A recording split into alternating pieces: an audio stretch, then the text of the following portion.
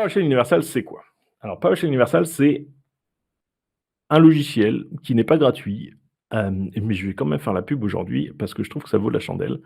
Et il y a plusieurs offres. Alors il y a l'offre, de base, je dirais, si vous faites juste quelque chose pour apprendre ou pour tester et que ça vous amuse, vous pouvez l'installer sur votre machine et ça vous fait un petit serveur web qui va vous permettre de coder en PowerShell juste toutes vos pages et votre application web.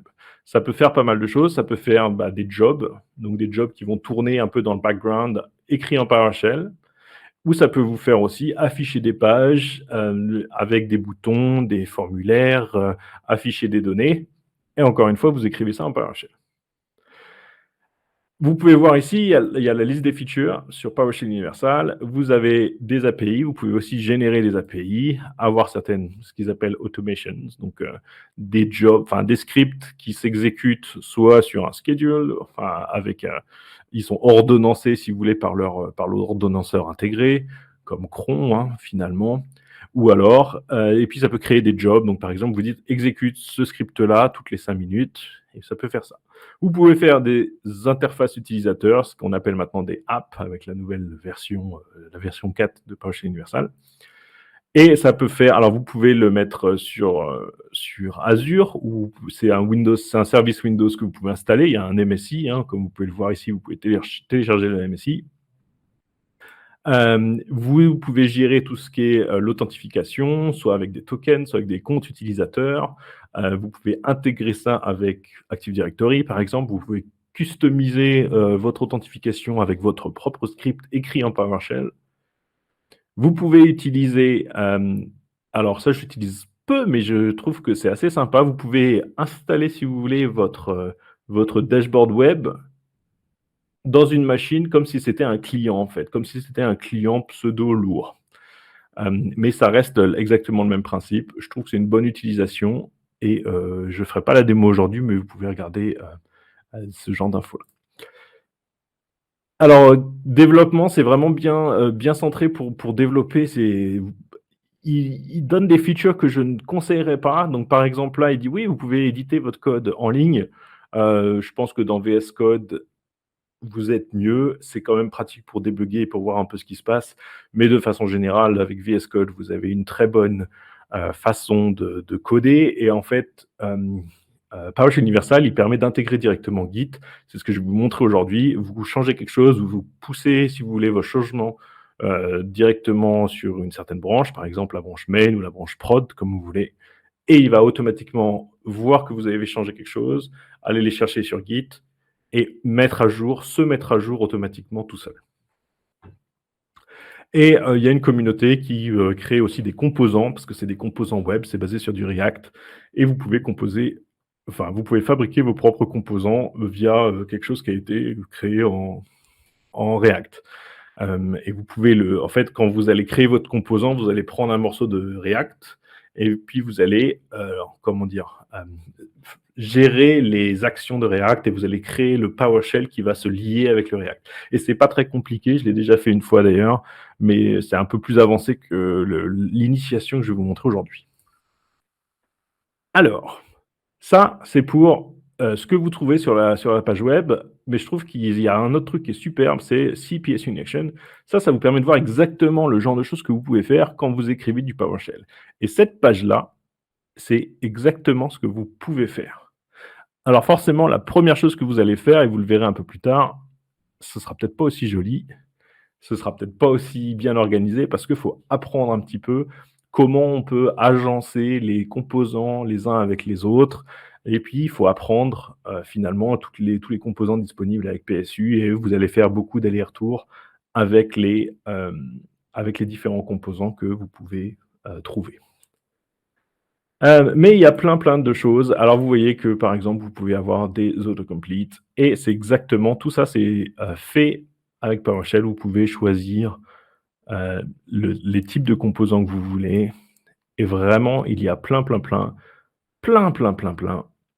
composants que vous pouvez faire pour faire une jolie interface qui peut offrir, si vous voulez, à votre utilisateur final tout ce que vous savez faire du côté PowerShell. Voilà. Je vais revenir un peu là-dessus pour que vous ayez une idée du prix. Quand vous quand vous mettez ça en perspective, si je retrouve, le prix, quand vous mettez ça en perspective, le prix que vous payez pour une année, voilà, par serveur, comparé à tout ce que vous pouvez faire et comment vous pouvez offrir, de ce genre de service-là à vos utilisateurs, ça fait pas très cher l'interface, de mon opinion personnelle, bien sûr, ce qui n'engage finalement que moi. Et donc voilà, il y a quand même pas mal de choses, intéressantes avec ça et on va aller un peu plus dans le détail. Alors maintenant, comment vous pouvez l'installer et l'héberger? Comme vous avez vu, il y a un MSI que vous pouvez télécharger et du coup, bah, si vous connaissez un peu Windows, vous avez juste installé votre MSI et ça va faire quoi? Ça va juste déployer un petit service, donc un Windows Service que vous pouvez démarrer, arrêter, comme vous le savez faire. Et ça va faire tourner votre serveur web et automatiquement, ça vous permettra de faire tourner votre serveur web sur votre machine locale. C'est une façon de faire, mais c'est pas la seule. Il y a plein d'autres choses. Vous pouvez trouver un container et si vous pouvez trouver un container, vous pouvez forcément l'héberger sur n'importe quelle plateforme qui peut faire tourner des containers. C'est cross-platform, donc vous pouvez faire tourner ça sur un container Linux ou faire tourner ça sur un container Windows. Bien sûr, si vous faites tourner ça sur un container Linux, vous n'aurez pas accès à Windows PowerShell. Mais si vous faites tourner ça sur un container Windows, vous pouvez avoir plusieurs environnements et dans chaque environnement, enfin pour ces environnements-là, vous pouvez configurer, bah, ce sera PowerShell 7, donc par exemple 7.4, ou ce sera PowerShell, Windows PowerShell et donc 5.1. Donc vous pouvez faire pour la même instance, donc le même serveur PSU, PowerShell Universal, PSU, vous pouvez exécuter vos scripts soit dans un environnement Windows PowerShell, ce qui est très pratique quand vous voulez importer certains modules qui ne sont compatibles que Windows PowerShell, ou vous pouvez les importer en PowerShell 7 pour avoir de meilleures performances, un meilleur support de Invoke Web Request ou Invoke REST Method. Donc voilà, ça c'est un petit peu la théorie sur PowerShell Universal. Donc, si vous allez sur la doc, qui est bien faite et qui a plein d'informations, mais il y en a toujours plus, il y a aussi les forums. Mais du coup, là-dessus, vous avez quelque chose qui vous dit, voilà, si vous voulez héberger votre PowerShell Universal, vous avez plein d'options. Et spécialement pour Azure, il vous explique exactement, je dirais vraiment step by step, comment héberger son petit container et mettre ça sur Azure. Et après, vous pouvez créer votre petite base de données dans Azure aussi, donc Azure SQL Database, et vous avez votre configuration qui va être enregistrée directement dans votre base de données Azure. Et une fois que vous avez ça, votre container, il démarre, il écrit tout ce dont il a besoin, et maintenant, il ne reste plus qu'à le configurer et à changer les informations. Donc, pour avoir le code de notre application web, on va le connecter à un repo Git. Donc, on le connecte à un repo Git, et une fois qu'on ça, on a notre petit serveur web, et on peut changer notre code, et ça le mettra à jour directement sur notre vue. Alors aujourd'hui, moi j'ai fait la base. Alors je me relogin. Donc voilà, ça c'est une instance qui est à peu près toute neuve. Elle a été mise en place aujourd'hui parce que j'ai pas beaucoup de temps. Et du coup, ça c'est vraiment une instance qui, comme vous voyez, j'ai pas mis de licence dessus. J'ai déjà changé le DNS, ce qui est quand même déjà pas mal de ma part parce que je pensais que ça allait prendre beaucoup plus de temps, mais sinon je pouvais utiliser directement l'URL, si vous voulez, qui est fourni par Azure, mais plutôt que de faire ça, je me suis dit: «Je vais créer un sous-domaine sur psconf.eu». Ça veut dire que si vous y allez, vous, maintenant, vous pourrez, accéder à app.psconf.eu.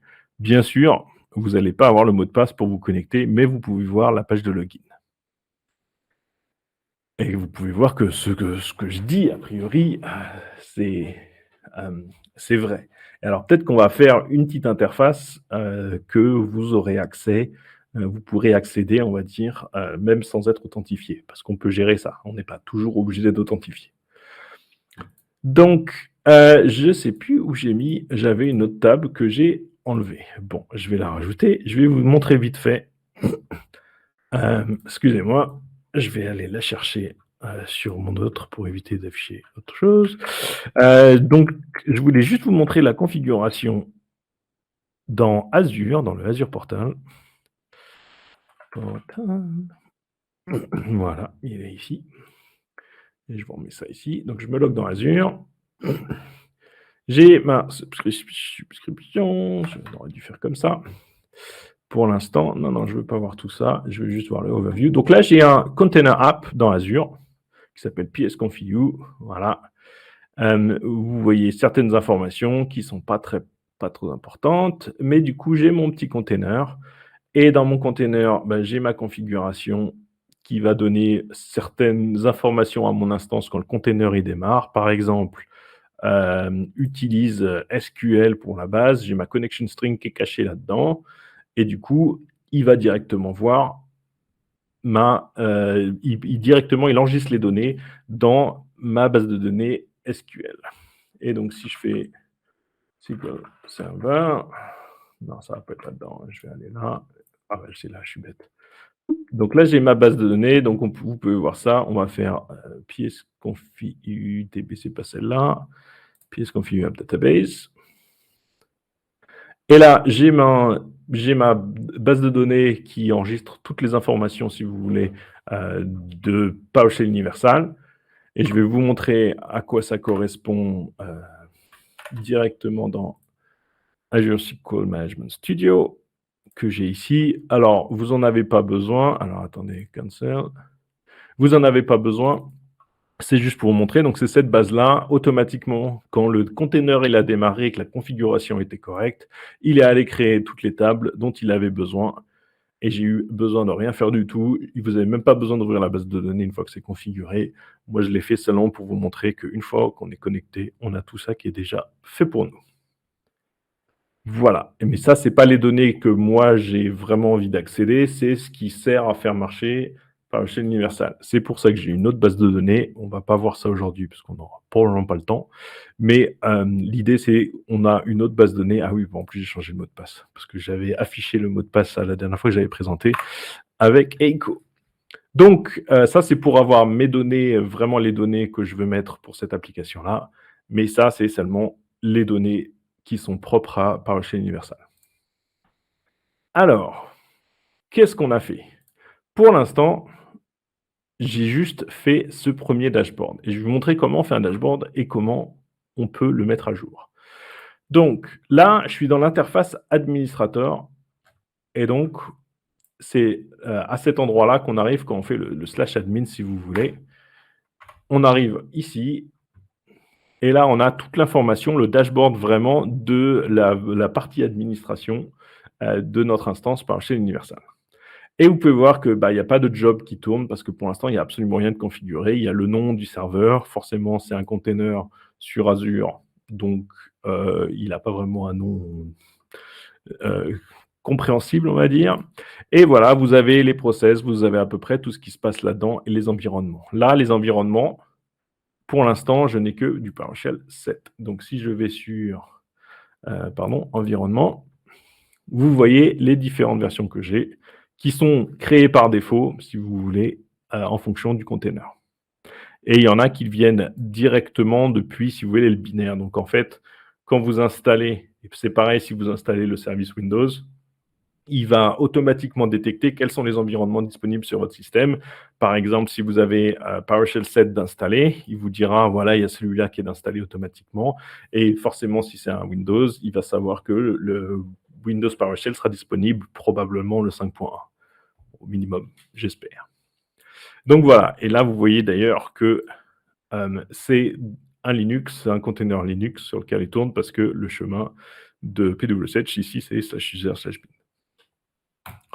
Donc voilà.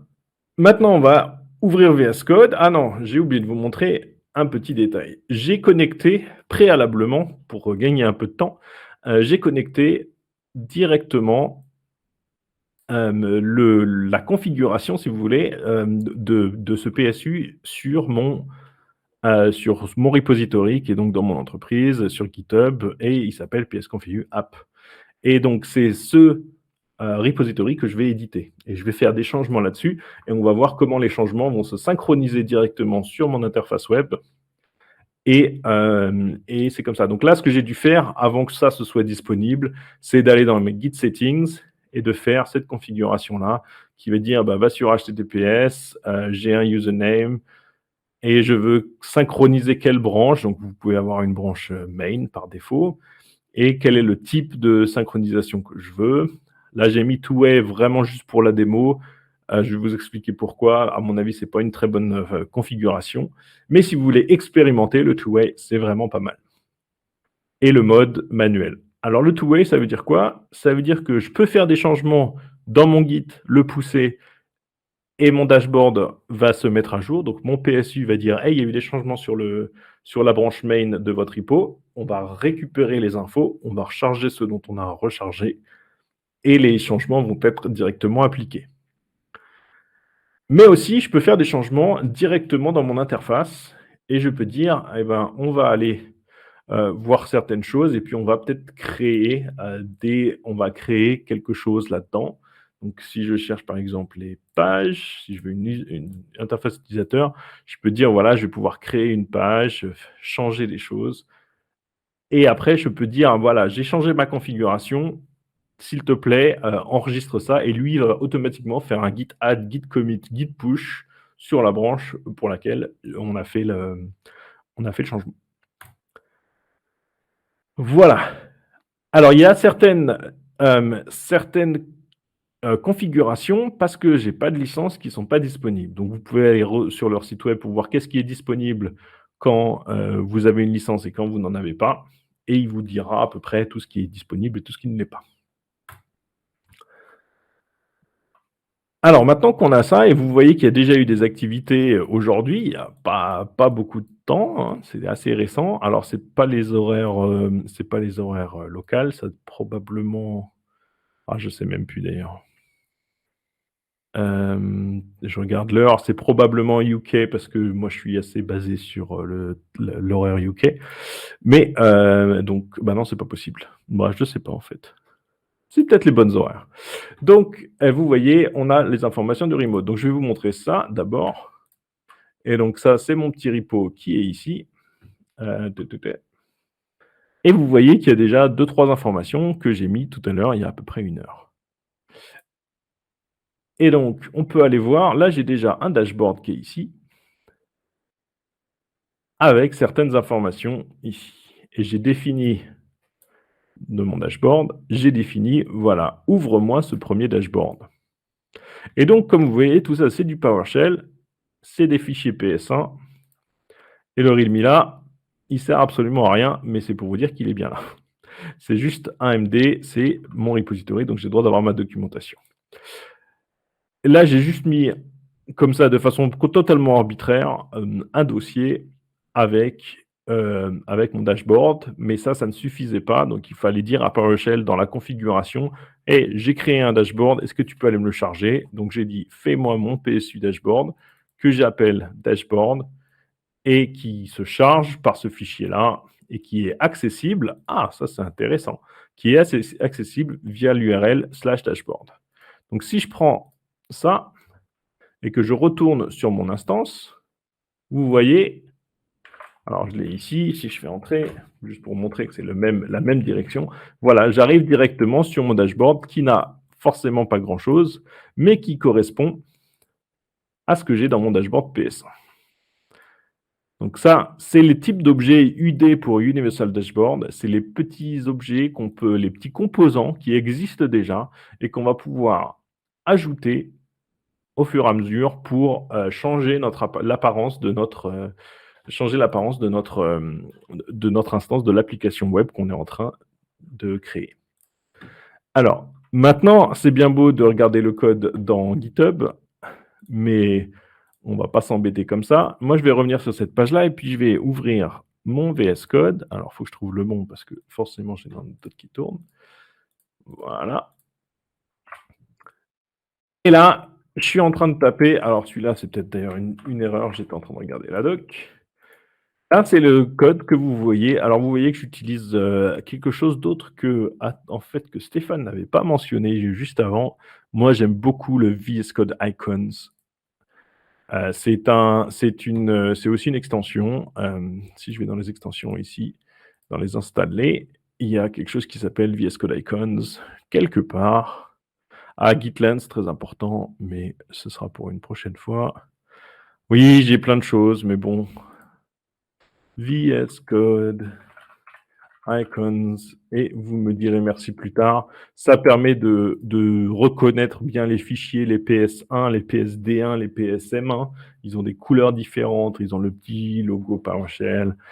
Vous avez des petits logos pour chaque type de fichier, les YAML, les MD, ces choses-là. Je trouve ça très pratique pour bien visualiser ce qu'on a dans notre repo. Et donc, vous voyez, même chose, c'est mon repo qui est ici. Si je suis sur la branche main, ne faites jamais ça, mais c'est une démo. Et donc, je vais directement changer les informations sur ma branche main. On pourra en discuter une autre fois. Mais si je fais un petit git pull juste pour vous montrer, on est à jour. Et voilà. Et là, vous pouvez voir que j'ai juste changé ce fichier-là. Mais sinon, c'est la même chose que ce qu'il y a sur le GitHub. Donc maintenant, on va changer, puis je vais vous montrer comment on fait un autre dashboard. Alors, même principe, là j'ai fait une première application, je les mets tous dans le même dossier, et alors je les appelle dashboard et des fois je les appelle app. La raison c'est qu'en fait, en PowerShell Universal jusqu'à la version 3, elle s'appelait dashboard, et après, à partir de la version 4, maintenant, ça s'appelle des apps. Et c'est vrai que app, c'est c'est un meilleur nom que dashboard parce que finalement, vous pouvez faire plein de choses. C'est pas que de l'affichage. Vous avez vraiment une interaction possible.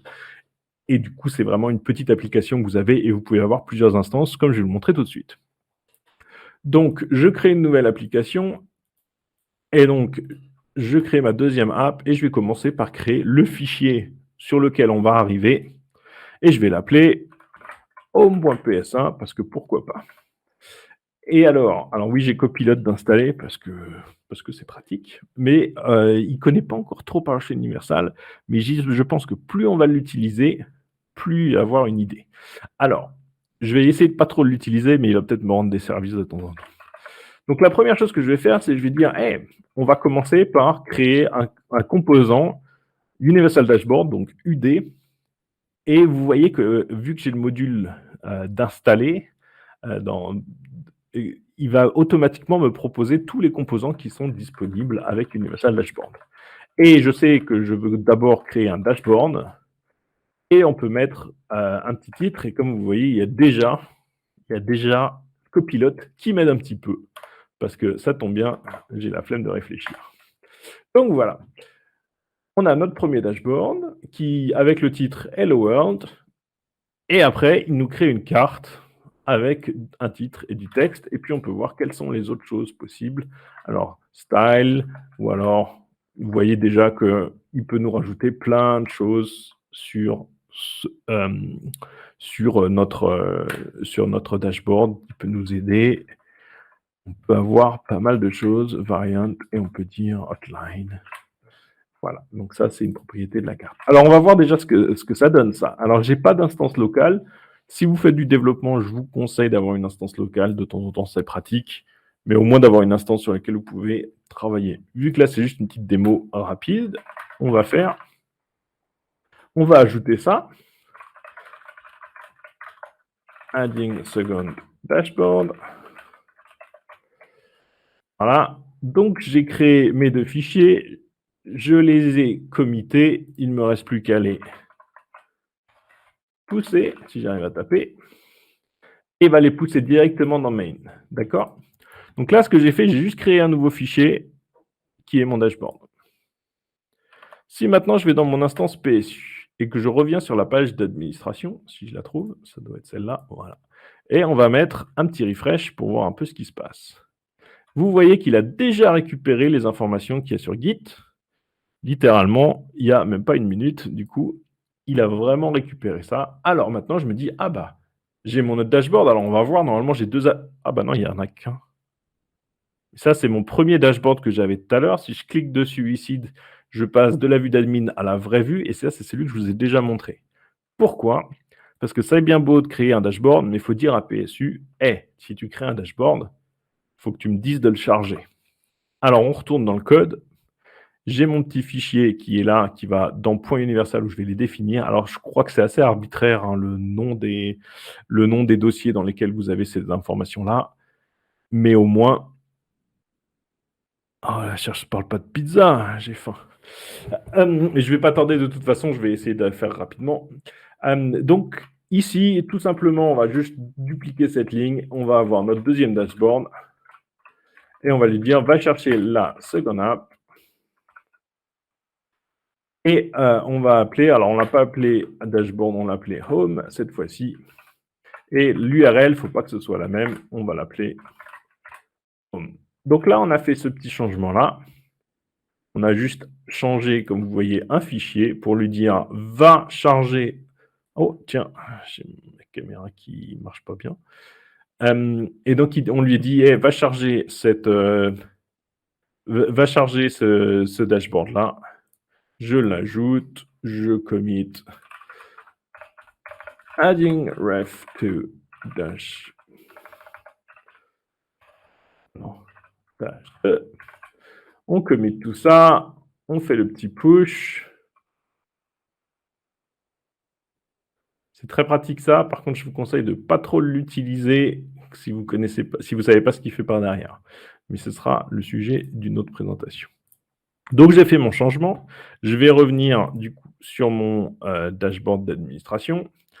Vous voyez déjà, je ne suis pas assez rapide. Il a déjà récupéré, il a déjà trouvé le deuxième et il me l'a déjà chargé dans mon interface administration. Alors, je peux redémarrer le dashboard. Ça veut dire qu'il va le recharger et je peux aller le voir ou éditer les détails. Donc, si je vais sur les détails, ce que vous pouvez voir, c'est quel est son contenu, certaines configurations qu'il y a, si vous voulez le faire tourner avec un credential qui est différent. Si vous voulez Nikon, favorite icon, quand vous l'enregistrez dans votre browser, une description, et en fait, ce qui est surtout important, c'est les logs. Et alors, les logs, ça vous permet d'avoir, si vous faites des write-offs, des choses comme ça, de voir un peu ce qui se passe avec votre dashboard. C'est le PowerShell qui est exécuté derrière, donc vous faites la même chose qu'en PowerShell, et ça s'affichera ici. Vous avez la console, ah oui mais non, parce que vous n'avez pas de licence. Et c'est pareil pour certaines autres de ces fonctionnalités, mais vous pouvez déjà faire plein de choses avec la base. Donc si on revient là-dessus, moi je vais juste vous montrer qu'est-ce qu'on a fait en Home. Donc je vais là-dessus, vous voyez qu'il va directement me mettre sur le dashboard que j'avais configuré. Et du coup, voilà, on arrive sur la page, et c'est la page que d'ailleurs vous pouvez essayer vous-même. Je vais vous le mettre dans le chat, ici. Et vous pouvez cliquer dessus, normalement, vous allez avoir la même chose que moi, et je viens de le faire en live devant vous. J'ai aucun crédit, hein, c'est Adam qui a fait tout le truc derrière, et finalement, j'ai écrit 3 lignes qu'en fait, Copilot a écrit pour moi, et j'ai mis à jour mon application web.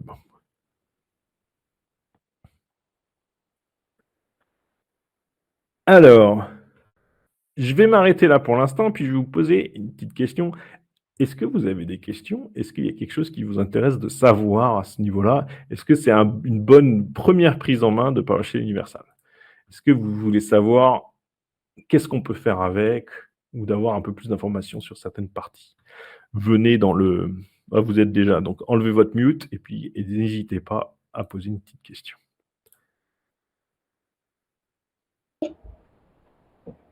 Bah, pas forcément de questions, parce que moi je suis un autre spectateur. C'est pas grave. Oui, là je vais faire. T'avais déjà vu, toi, Stéphane?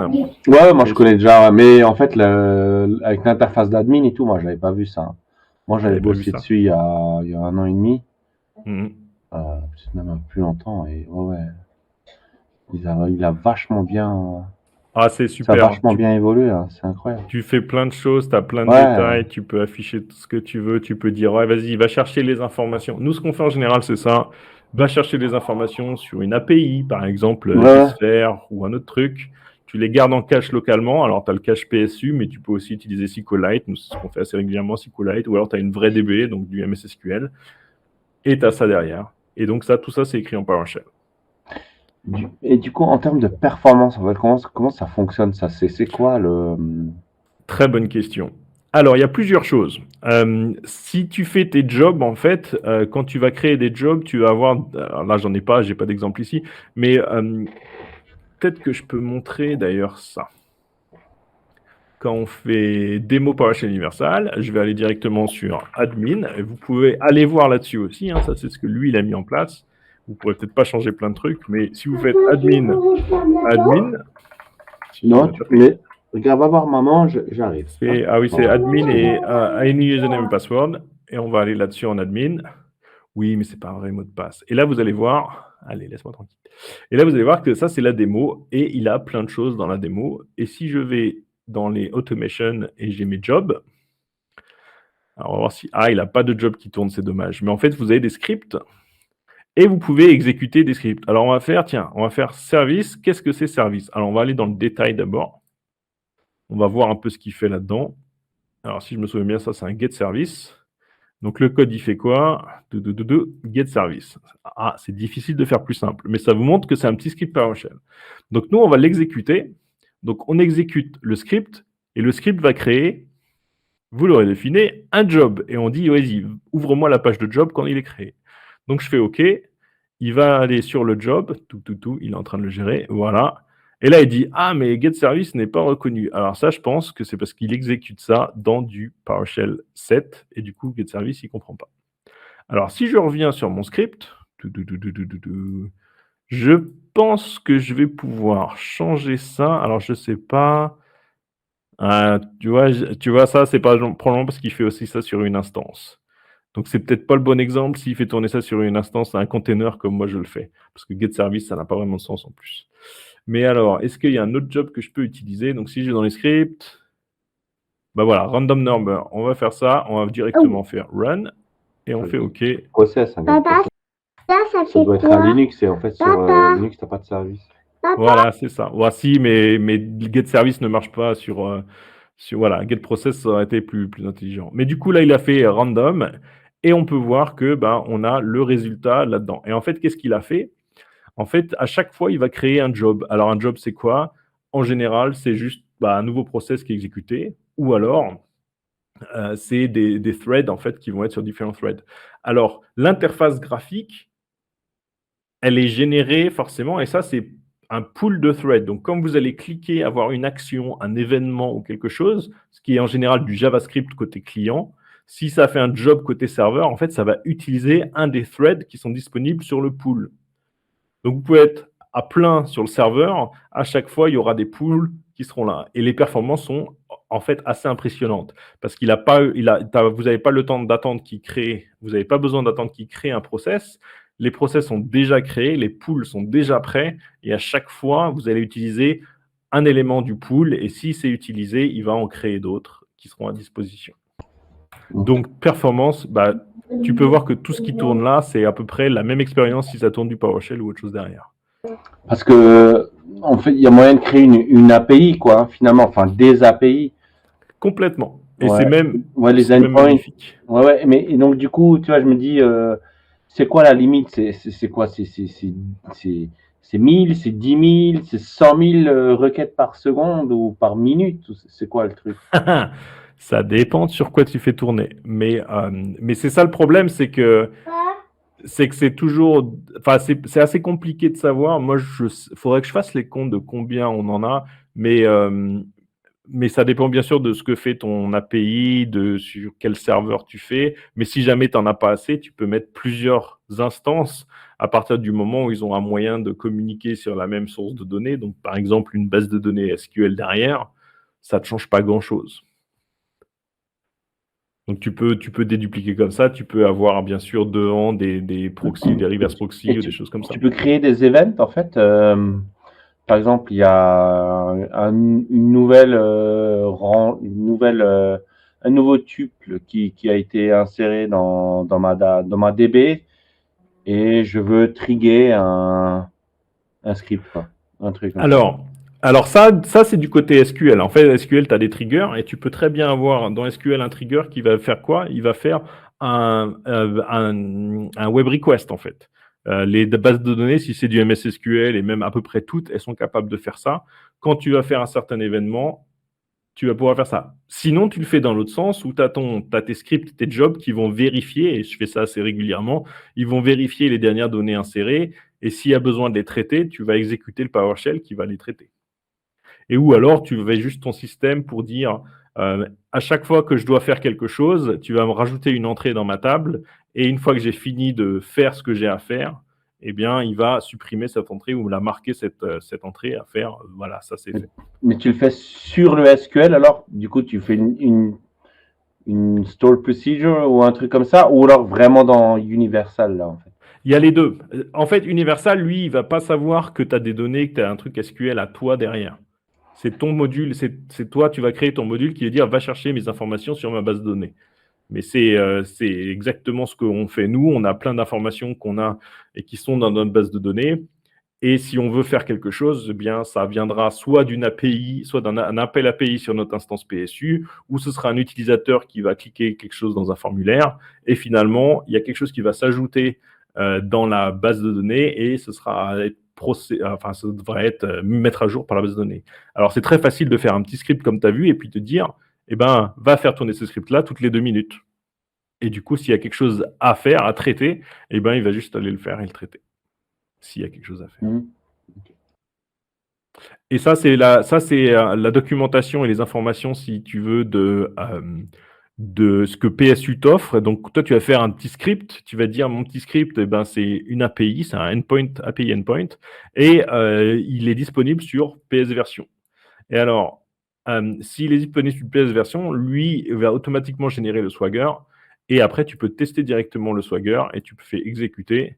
Et là, il va t'exécuter directement le contenu et il va te retourner le JSON qui correspond. Il va faire automatiquement le convert to JSON et il va te renvoyer ça. Donc, c'est vraiment bien et pratique et très, très facile à développer et c'est rapide. Et à même, quand tu crées un module, moi, ce que je fais, c'est que je crée des modules pour tout ce qui est mes accès à ma base de données, par exemple. Donc, ça fait une interface, si tu veux, à ma base de données, où je fais le CRUD en get, set, new et remove. Et après, tout ça, je vais automatiquement générer mon API en fonction des commandes de mon module. Parce que j'ai une petite routine, en fait, qui va faire, il va chercher toutes mes fonctions de mon module. Il va générer automatiquement un petit script block et il va dire, vas-y, t'embête pas, tu essaies juste de créer une API pour ça. Et ça permet d'avoir une API avec tous les paramètres que j'ai dans mon module.